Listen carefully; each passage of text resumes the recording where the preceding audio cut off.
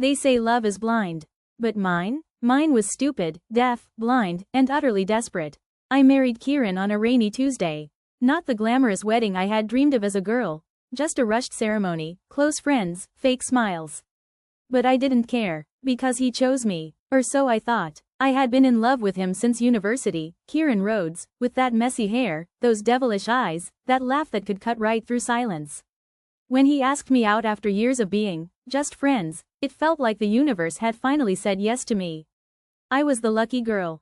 The chosen one. I was his wife. But even on our wedding night, he didn't look at me like I imagined a man should look at the woman he just vowed forever to. He kissed me like he was doing a favor. Touched me like he was flipping through old pages of a book he'd already read. And I convinced myself he was just tired. He gave me cold affection and called it love. I called it marriage. A year into our marriage, I found out I was pregnant. I cried when I saw the test. Happy tears. My baby. Our baby. Maybe now he'd love me like I wanted. But Kieran just stared at the test. No joy, no kiss, no words. He muttered, "You should rest more," and walked out of the room. I should have run, right then. But stupid, blind love, it makes you wait for crumbs and call it a feast. He started working late, always late, phone always off, coming home with that look, like even looking at me was exhausting. I tried everything, dressed up, cooked his favorites, laughed at his dead jokes. Once, I even waited for him in bed, in nothing but lace and hope. He didn't even look at me. Just said, "Not tonight, I'm tired," and turned off the lights. I cried quietly, back turned to him. I didn't want to wake the man I loved. Didn't want to burden him with my hurt. I told myself it was just a phase. Stress, pressure, it would pass. I was so in love. I became deaf to my own screams inside. And then, one evening, just when I thought things might finally get better, I planned a dinner. Candles, food, soft music, the whole fairy tale. He didn't come. Texted hours later. Caught up at work. Don't wait up. I sat alone at that table, eating cold pasta and feeding myself lies. He wasn't mine. Not really. But I wasn't ready to face the truth yet. Not until I stumbled upon that old phone in his drawer. And heard her voice. I wasn't looking for secrets. I just needed a charger. That's how I found his old phone, tucked in a drawer, forgotten, or maybe meant to be. It still had power, and he hadn't reset it. A rookie mistake for someone who lies for a living. At first, just harmless texts, work, friends. Then, a name. Celeste. My stomach dropped. I knew the name. From college. She was the one he used to love. The one who left him for money, for power. The one who broke him. But the messages? They weren't memories. They were now. I missed you. Only a little longer. She doesn't suspect a thing. She, me, the goddamn wife. Pregnant, alone, and so in love with a man who saw me as a placeholder. Then there were the voice messages. Her voice, soft, seductive, confident. "Do you ever kiss her the way you kiss me? I can't wait to have you to myself again. She's so boring, Kieran. Always so needy, so beneath you." Laughter. "You married a shadow." I threw the phone across the room. It hit the wall, shattered, just like whatever was left of me. I was shaking, pacing, crying, but then, something colder took over. Not pain, not grief, clarity, rage. He said he had a business trip coming up. I smiled, nodded, told him to take care. He didn't notice my hands trembling. 2 days later, I followed him. No hesitation, no plan, just pain and fire in my veins. He drove to a cabin in the hills. Private, hidden, romantic, a fucking love nest. I waited outside, in the rain, watching the lights flicker through the curtains. I saw shadows, 2 bodies moving, close, intimate. I told myself I was wrong. I begged myself to be wrong. But I wasn't. I walked up to the door and pushed it open. And there they were, naked, on our anniversary weekend, in our fucking cabin. His hands were on her hips. Her lips were on his neck. They didn't even stop when they saw me. Like I was a ghost. Like I died and no one told me. I screamed. I screamed so hard I thought my lungs would rip. Celeste didn't even flinch. She smirked. "Oh," she said, wrapping a towel around herself slowly. "Didn't expect her to be this early, Kieran." He didn't look shocked. He didn't panic. He looked annoyed, bored, like I was interrupting something trivial. I asked him, "What the hell is this?" He just stared. "What does it look like?" "It was never going to last, Elena. You were just temporary." I remember those exact words. Just temporary. I asked, "And the baby?" "Not part of the plan," he said flatly. Celeste added, that kid was your mistake, not ours. I felt something tear inside me. Physically. A snap. Pain. Sharp. Overwhelming. Warm blood slid down my legs. I collapsed. Crying. Begging. And do you know what he did? Kieran rolled his eyes, got dressed, and said, fine, I'll drive her to the clinic. But after this, we're done. I woke up in a white room. It smelled like antiseptic and sorrow. My stomach hurt, deep, hollow pain. And I was empty. Too empty. A nurse walked in. She looked away when she saw I was awake. Like she couldn't face me. Like she knew something I didn't. I whispered, my baby?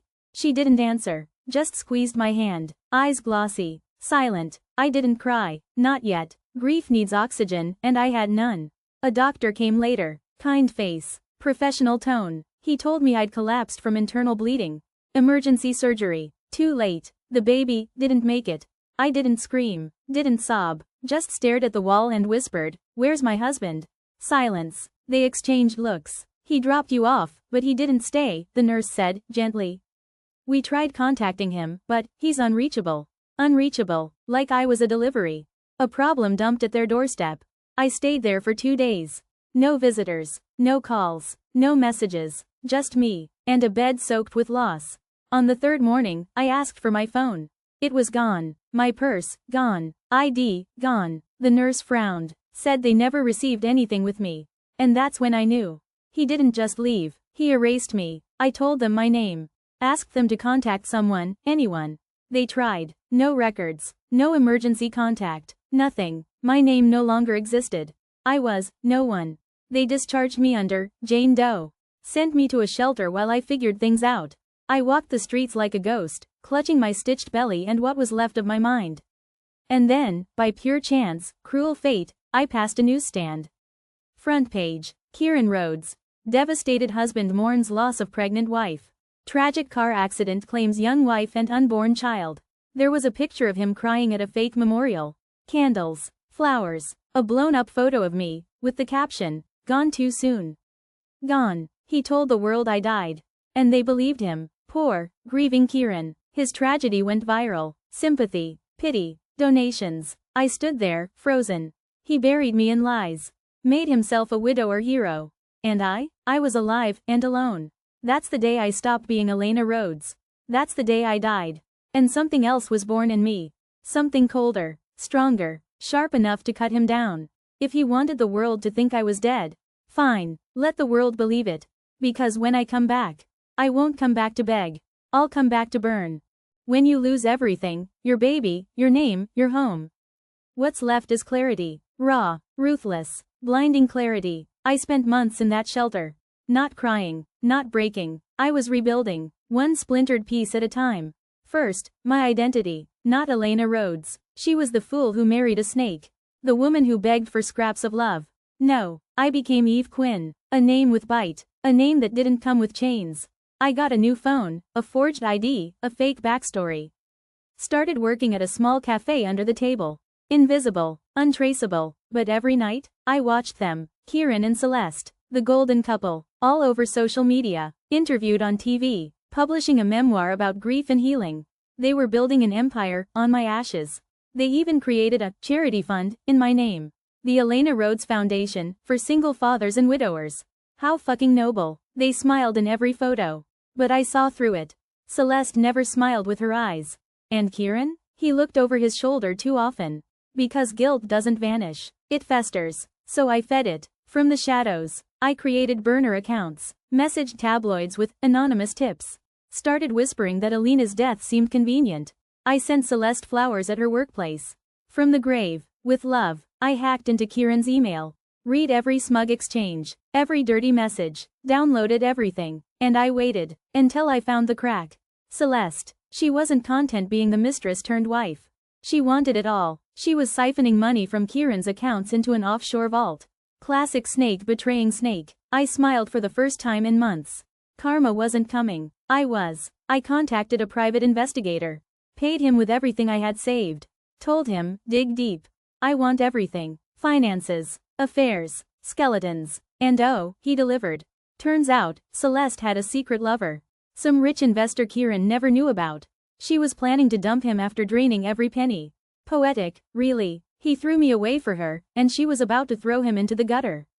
But not yet, not until I had my part to play. I showed up at one of their private charity galas. New face, new body, new name, even my voice was different. Calm, calculated, no one recognized the dead girl in red. I walked up to Kieran. He was laughing, wine glass in hand. That same laugh that used to melt me. I smiled. Mr. Rhodes, I said. Do you believe in ghosts? He turned, looked at me, paused. I watched the color drain from his face. Not because he knew who I was, but because some part of him felt it. I was the grave he thought he buried. And now, I was standing, breathing, and smiling. They say revenge is best served cold. But mine was slow roasted, seasoned in betrayal, cooked in silence, served on a silver platter at their own fucking table. After the gala, I disappeared again. Let the ghost whisper. Let paranoia fester. I knew Kieran saw something that night, even if he couldn't explain it. A twitch in his eye. A crack in his smile. The bastard felt me. Meanwhile, I slipped into their world. Not as Elena, as Eve, marketing consultant, fresh-faced, sharp-tongued, smart enough to be noticed, pretty enough to be remembered. Celeste liked me immediately. Of course she did. Snakes always trust other predators until they're the prey. I started working with her on her foundation rebranding. Every meeting, I smiled, took notes, complimented her. Meanwhile, I planted seeds. Anonymous emails to the press. Leaked photos of her with her side lover. Missing donations. Fabricated audits. Celeste started to unravel first. Paranoia. Snapping at staff. Accusing everyone of betrayal. One night, she stormed out of the office screaming at Kieran. You think I'm the problem? You haven't been the same since that fucking gala. He slapped her. In front of the team. I didn't flinch. I smiled. It was working. I sent Kieran an anonymous package the next day. Photos of Celeste in bed with her investor. Dates, times, hotel names, and a note. She's doing to you what you did to me. He lost it. I watched him spiral. Late nights, yelling matches, desperate, drunk messages sent to dead emails. If you're alive, please. Say something. I didn't mean for it to happen this way. I miss you, Elena. Too late. You killed me, remember? And now I was burying you, alive. He confronted Celeste publicly one night. At a fundraiser. Right in front of donors and press. You're stealing from me. You think I don't know? I gave up everything for you. Celeste laughed in his face. Everything? You mean your pregnant wife? The one you left bleeding in a parking lot? Gasps. Silence. Cameras clicking. I stood at the edge of the room, sipping champagne. Watching the kingdom fall. They always said Celeste would die on top. Perfect teeth. Powerful friends. Fake virtue wrapped in designer shame. But power rots faster than flesh when the core is lies. After the gala scandal and the press leaks I orchestrated, everything began to crumble for her. Sponsorships pulled out first, then partnerships, then her picture-perfect image. When the audio of her mocking me surfaced, laughing about how that bitch Elena thought she was the one, the internet ate her alive. She tried to pivot, played victim, posted some crocodile tear story about trauma, childhood neglect, how she was manipulated by Kieran too. Didn't work. Screenshots talk louder than pity. Especially ones I leaked. Then came the FBI audit into the foundation. Turns out her little charity had more holes than her conscience. She couldn't pay her legal team fast enough. One by one, her assets froze. Her rich lovers ghosted her. Her plastic smile melted under the heat of real consequences. And the best part? She had nowhere to run. Because I made sure she was flagged on every customs list from here to Monaco. While Celeste fell in real time, I rose quietly. Not as Elena Rhodes, the discarded wife. But as Elena Lennox, the woman who built her name from ashes. I reclaimed everything they stole. Kieran's mansion was half empty now, art hauled off by creditors, staff long gone. I let myself in with the code I'd memorized when I was the wife who baked him birthday cakes. Memory survives where love dies. I found him in the study, lights off, curtains drawn, hunched over a tumbler of cheap whiskey. The great Kieran Rhodes, unshaven, sweaty, smelling like fear. I spoke before he could turn. Miss me? The glass slipped from his fingers and shattered. He spun, jaw slack. He saw Eve Quinn, the consultant he barely noticed. Then, too late, he saw Elena, the ghost he buried. Silence stretched thin and sharp. He opened his mouth, no sound came out. I took one slow step forward. You always underestimated me, Kieran. Even my voice shocks you, doesn't it? A tremor in his throat. Elena. You were dead. I laughed, low, humorless. Dead women don't bankrupt their killers. I dropped a folder onto his desk, bank statements, forged audits, proof that led investigators straight to him. His hands shook over pages spelling prison. Why? He whispered, voice cracking. Why? I tasted the word. Because you watched me bleed and called it an inconvenience. Because you stole my life and sold our daughter. His head jerked up, panic, hollow regret. I kept her alive. Celeste said, don't pretend you were merciful. You bribed a surgeon to cut her from my body, drugged me and stamped her birth certificate with your signature while I lay stitched together. Then you paid to ship her off as a secret, one more prop in your tragedy play. The truth caved his chest.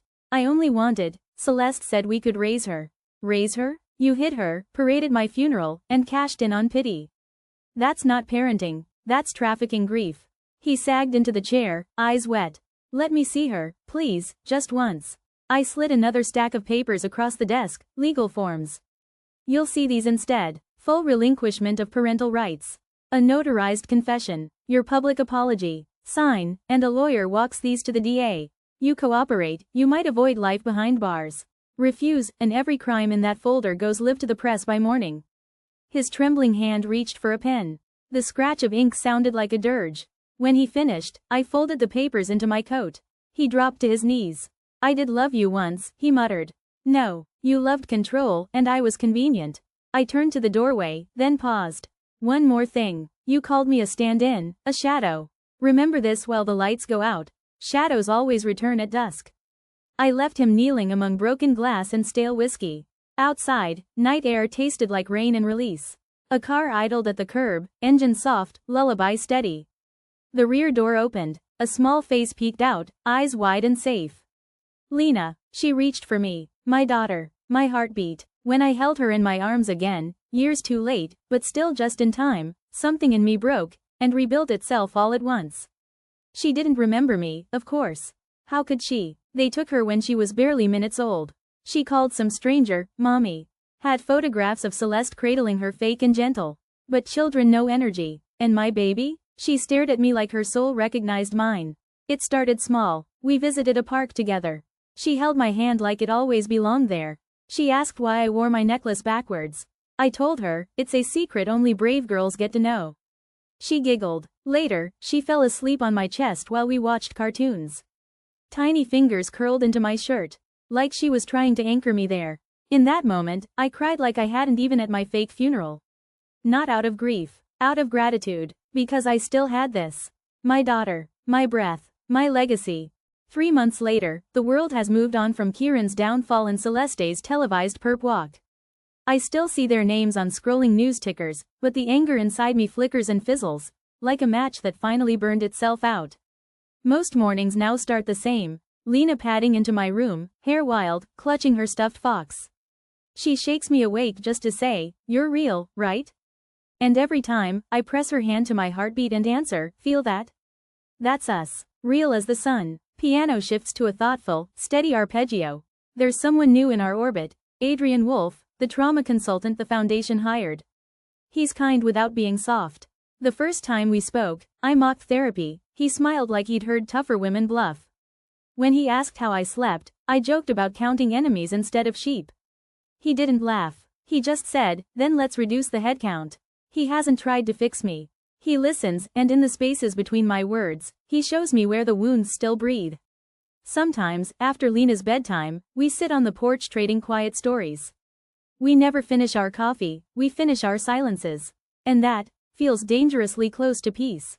This morning, Lena and I drove to the ruins of the old mansion, now an empty lot wrapped in caution tape and thistle. I brought a sapling, a flame leaf maple, bright red even in spring. She dug the first hole with her plastic shovel, I widened it with my hands. Why plant a tree here, Mummy? It's ugly. Because things that grow after fire have the strongest roots. We pressed soil around the trunk, girlish giggles mixed with my tears. Adrian arrived halfway through, sleeves rolled, palms open to help, expecting nothing. Lena handed him the watering can like a knight bestowing a sword. He bowed, solemn and silly. She laughed.